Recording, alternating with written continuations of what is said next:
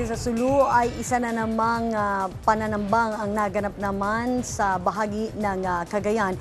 Ito ay sa bayan ng Alakapan.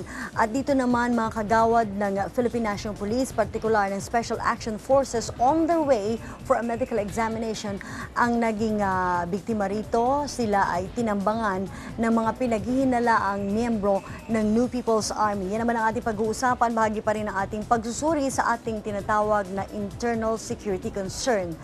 Kasama po natin si Police Superintendent Jonathan Cabal, siya po ang Chief Operations ng PIO ng Philippine National Police. Colonel, magandang gabi po sa inyo. Yes, good evening Ma'am Marlene. Good evening din sa ating mga tagapakinig, televiewers. Unang-una po, ang ating kasunduluhan ay nalagasan, ang kapulisan ay nalagasan din. Ito isang malungkot na bagay.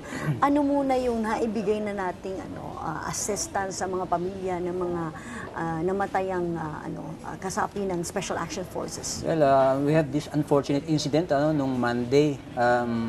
Katatapos nga lang nung ambush din sa Sulu, kung saan 7 sundalo ang namatay din ng mga Marines. At itong ating PNP Special Action Force, nalagasan tayo. Actually, 8 na po yung namatay.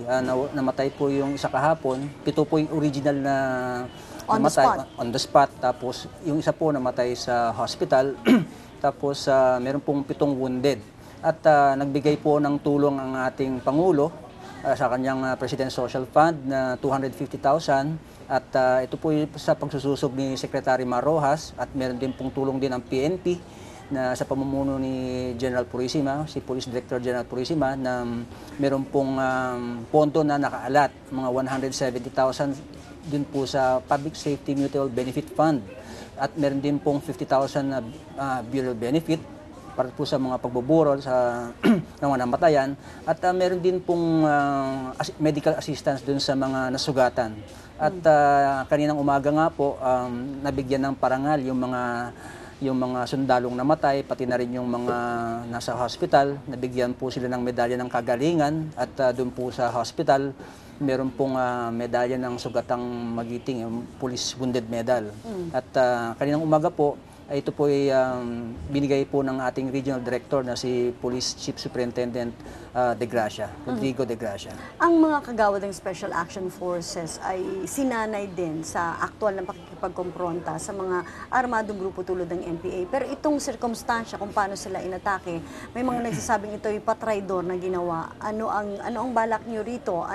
Yes, definitely. May buwelta ba rito ang Philippine National Police? At ano ang alam natin sa lakas ng NPA sa naturang rehiyon, sa Cagayan? Actually, yung PNP Special Action Force natin, hindi sila nasa combat mode. At alam naman natin na katatapos lang po yung election, at ang Cagayan ay nagkaroon po ng Regional Special Operations Task Group, Cagayan, kung saan yung Cagayan po kasi nung nakarang election, considered nagkaroon po ng hotspot category. So, or areas of concern. Areas of concern, opo. Dahil po dun sa mga past elections incident, pati na rin po yung tinatawag na intense political rivalry. Ngayon, napakaganda po ng resulta ng nakarang eleksyon sa Cagayan, at napaka-unfortunate po na itong mga police na nag-render ng safe, yung tinatawag nating secure and fair elections nung nakaraang Mayo at 13, namatay po sa hindi inaasahang pagkakataon, at na-ambush nga po sila at naggamitan pa po ng landmine. Alam po natin na yung paggamit ng landmine ay matagal na pong pinagbabawal. Meron pong convention po dyan kung saan pinagbabawal po sa mga combat units, sa mga armed confrontations. Even in other countries, pinagbabawal na po yan. At kung naalala ko po, yung nasirang Lady Diana, yan po yung kanyang advocacy na yung paggamit po ng landmine, wag po dapat po i-curtail na or totally i-abolish. Kasi marami pong nasusugatan, marami pong na-maim, na-disable na mga kabataan, mga non-combatant. At itong paggamit po ng NPA, ng landmine, ay hindi naman po ito yung una meron po, if I can recall, my memory serves me right, Ma'am Arlene, sometime 2005 yata or 6, yun din po ang nagamit nila sa Baras, Rizal. At it's safe to say na this is not the first time.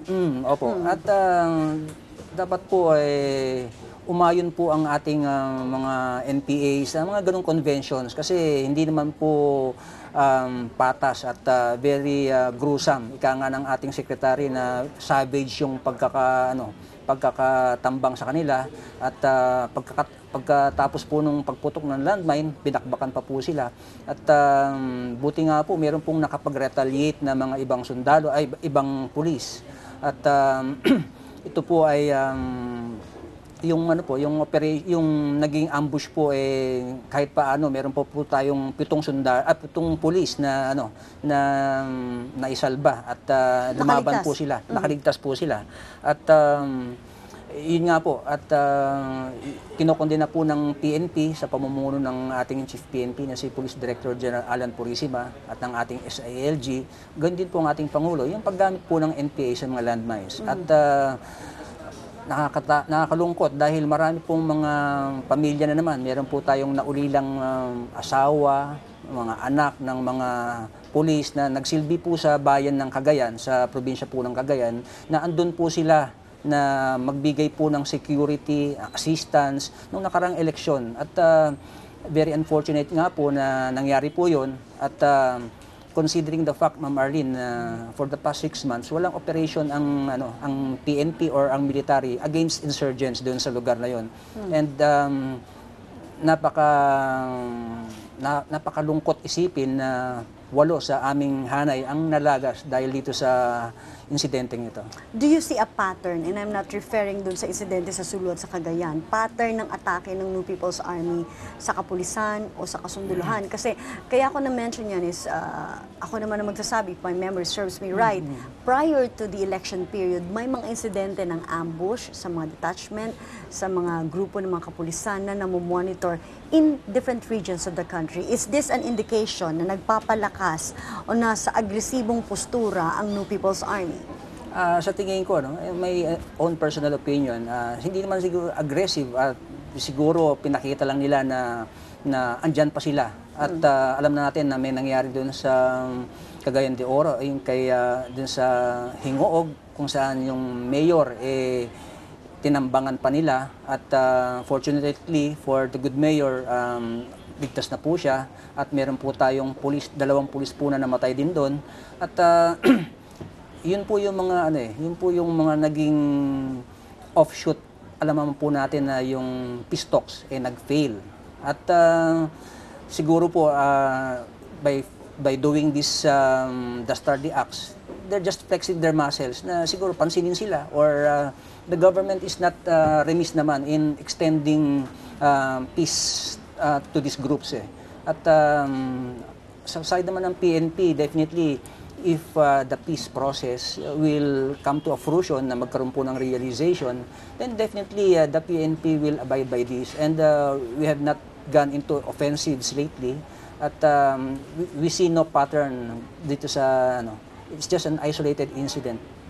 Meron ba kayong impormasyon na magpapakita na nag-decline ang kanilang number? Ilan ang estimate natin sa kanila at least in the entire country so far? They are I think they are thinly spread sa archipelago sa ating bansa. A declining number? 4,000 yun ang estimate. As far as I can recall, there are 4,000 active regular members of the New People's Army. Wala silang bagong recruits? Well, we have to check the intelligence information. Siyempre, lagi namang binavalidate yan at continuous process naman yung validation kung sila nga ay tumaas or humina, gano'n. Kumbaga yung operasyon nila ay hindi nyo nakikita na parang centralized at ito'y nakasandig lamang sa kung ano yung galaw on a per region basis. Sabi nyo, spread yung kanilang forces, di ba? Actually, doon naman sa ibang mga bayan natin, sa ibang mga probinsya, wala namang mga atrocities, wala namang mga incursions. It so happen na nangyari itong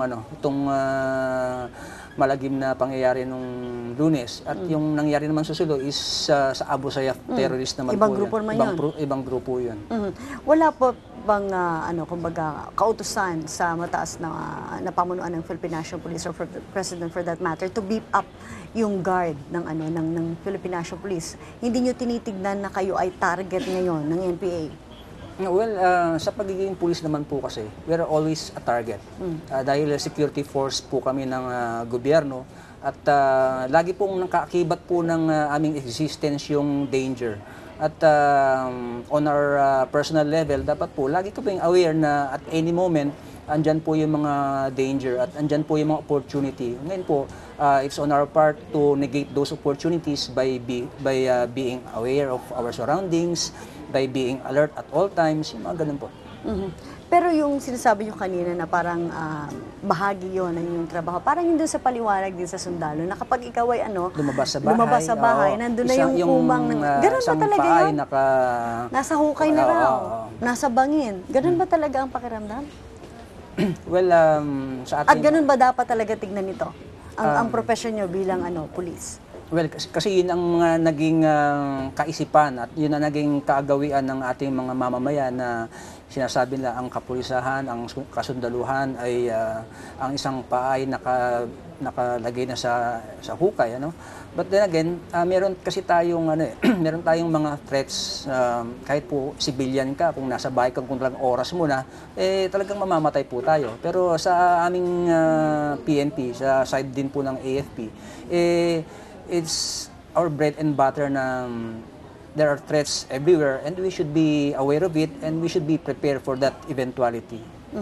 Ang New People's Army, sabi nyo nga hindi naman kayo nakakita ng pattern na kung ito talaga yung pagpapalakas sa bahagi nila. Pero paano sila tinitignan ngayon ng kapulisan as a whole, yung kanilang banta sa ating internal security? Wala naman actually nakikitang banta on my part. Wala naman nakikitang banta. They just want to be heard. And I think siguro nagkamali sila sa pananambang na ito dahil alam naman nila nagkamali sila kasi alam naman natin na ang mga tao pag ginawa ang mga karumal-dumal na krimen the people's trust and confidence on this in this armed group malelesen yung kanilang sympathy at definitely the PNP will always be there to serve the people, kahit may mga ganyang mga insidente hindi po kami mangingiming tumulong pa rin sa community, lalo na dyan sa Cagayan. I'm also appealing as a personal as a officer na din sa mga ating kababayan dyan sa Cagayan na tumulong po na hanapin po itong mga taong ito na responsible dun sa nangyaring krimen. Pero yung grupo doon nagbigay na sila ng statement at inako na talaga nila itong insidente ito, hindi ba? Yes, at definitely meron pong pressing of charges at meron po tayong rule of law. Meron po tayong batas na pinaiiral na pag nagkamali po ang isang tao, pumatay po sila ng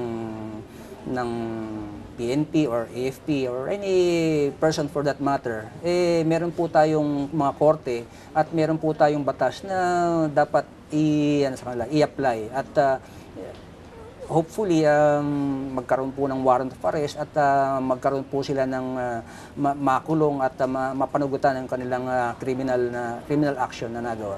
And that assurance goes straight to the families of the victims, the fallen, yes, ma'am. the fallen members of the Makaasa po yung Philippine ating mga pamilya na naulila ng mga 8 namatay na PNP staff na the PNP as well as the DILG, pati na po yung pamumuno ng ating presidente na they will go out all out support sa family, at the same time will go all out support dun sa pagtugis dun sa mga responsible kasi hindi pwedeng hahayaan natin to na that will be left unattended. Kumbaga, ang Philippine National Police and the DILG for that matter sees this as an isolated incident, no pattern at all, an attack coming from the side of the NPA against the Philippine National Police. Walang gano'n. Wala namang talagang concerted effort or attacks directed against sa amin. Panghuli po, Colonel, mensahe po sa mga pamilya na nalagasan nga ang patuloy na pagsuporta ng komunidad ng Philippine National Police sa kanila. Kumbaga parang sabi nga paulit-ulit palasak pero yung kamatayan nila hindi mawalang saysay lamang. Yeah, makakaasa po yung mga pamilya ng mga namatayan dyan po sa Cagayan na ang PNP po sa pamumuno ng ating Chief PNP na si Police Director General Alan Purisima na magbibigay po ng tulong sa inyo at yung pong mga naulila, meron po silang 15,000 monthly na sustento aside hanggang kailan yun? Dire-diretso? Opo, until such time na of age na po yung mga anak. Tapos, syempre sa widow, continuous po yun as long as she is living. Tapos, meron pong tulong din ng ating Pangulo na 250,000. Meron din pong tulong ang NAPOLCOM, meron din pong tulong ang PNP. So more or less, mga nasa 1.5 to 2 million yung marireceive ng mga namatayan. At definitely, ang pagkamatay po ng inyong mga mahal sa buhay ay hindi po mawawalang saysay. At kami po sa PNP ay talagang all-out support at hindi po namin pababayaan ang inyong mga pamilya. Colonel, marami pong salamat sa inyong panahon. Thank you, Ma'am Arlene. Si Police Superintendent Jonathan Cabal po ang Chief Operations ng Public Information Office ng Philippine National Police ang ating nakausap. Ang iBalita Online ay magbabalik. Tinatalakay natin internal security problems ng ating bansa. Umatake ang New People's Army sa Cagayan at ng ambush naman o nakaengkwentro ng ating mga puwersa, Philippine Marines Recon Force, ang Abu Sayyaf. Ang mga grupong ito ba ay muli na namang aktibo? Ano ang kanilang kalagayan at ano ang tunay na sitwasyon ng ating internal security sa ngayon? Magbabalik po kami.